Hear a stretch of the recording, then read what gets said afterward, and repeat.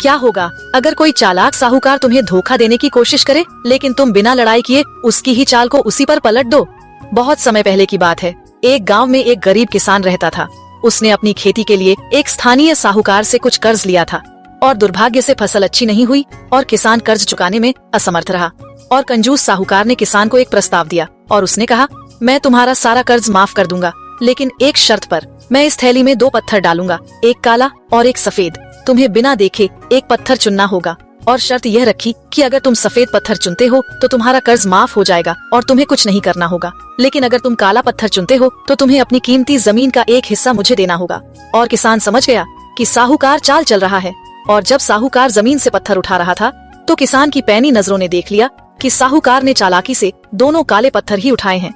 और किसान जानता था कि अगर वह शोर मचाएगा तो साहूकार मुकर जाएगा। लेकिन किसान ने साहस दिखाते हुए थैली में हाथ डाला और एक पत्थर निकाला।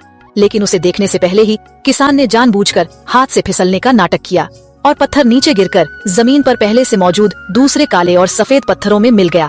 और किसान ने बहुत ही भोलेपन से कहा, ओह, यह तो मुझसे गिर गया। लेकिन कोई बात नहीं, अगर आप थैली के अंदर देखेंगे कि कौन सा पत्थर बचा है तो आपको पता चल जाएगा कि मैंने कौन सा पत्थर चुना था।